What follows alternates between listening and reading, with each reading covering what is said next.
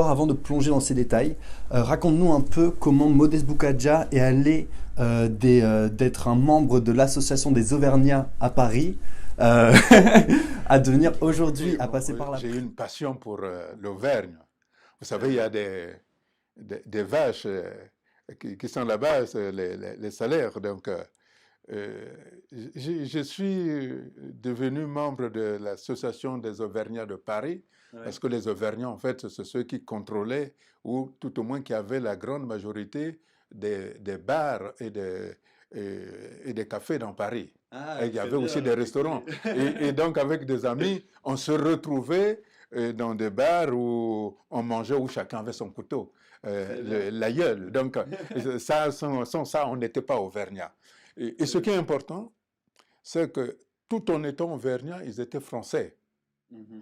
C'est cette particularité d'afficher sa culture, Mhm. mais de l'amener vers la nation, vers la France, pour montrer que une culture particulière que l'on aime, mais Mhm. en même temps, on peut se transcender pour être citoyen français à part entière.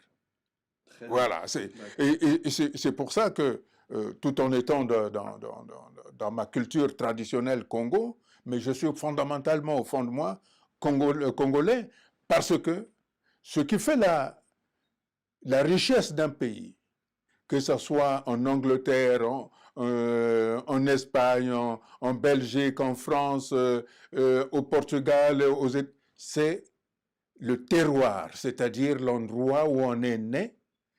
Mhm. L'ensemble de ces cultures-là fait la force d'un pays. C'est ce D'accord. qui fait que, par exemple, en France, il y a les Auvergnats, il y a le Breton, et il y a les Corses, il y a les Ch'tis, Ouais. mais tout ça, ça forme la nation, la culture fondamentale de la France. Mhm. Comment suis-je arrivé à devenir président du CRDC? Vous savez, comme je l'ai dit au point d'entrée, je faisais de la science. Et puis par la suite, j'ai été décelé par un ancien, le vice-président du conseil, M. Aloïs Moudi Masengo, qui était donc en exil. Mhm. Quand il est venu ici, bon, il avait constaté que, bon, il pouvait m'approcher. Il m'a approché, il m'a dit que, tu sais, au pays, ça va mal.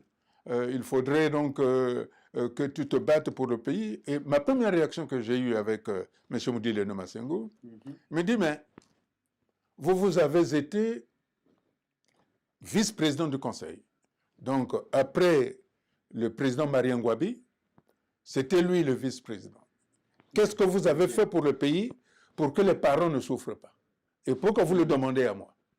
Ok, ouais. Alors, puis finalement, il m'a expliqué, bon, j'ai adhéré, et puis je suis rentré on a créé ensemble avec lui, plus d'autres personnes, ce qu'on appelait le mouvement patriotique congolais, le MPC.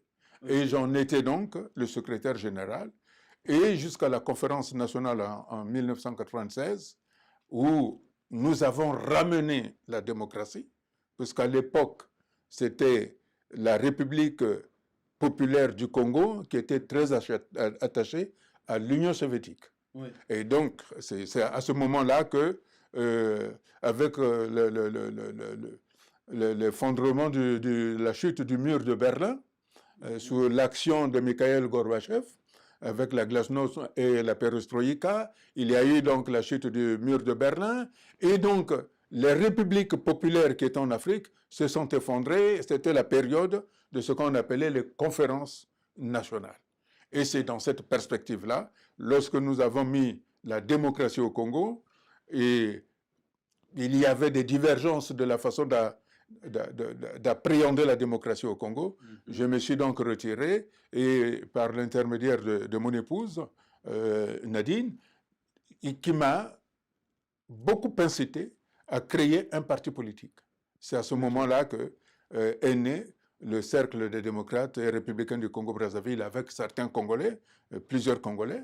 Et à ce moment-là, j'ai été élu donc président du cercle du cercle des démocrates et républicains du Congo, Ok. Brazzaville. Très intéressant. I've been in your world.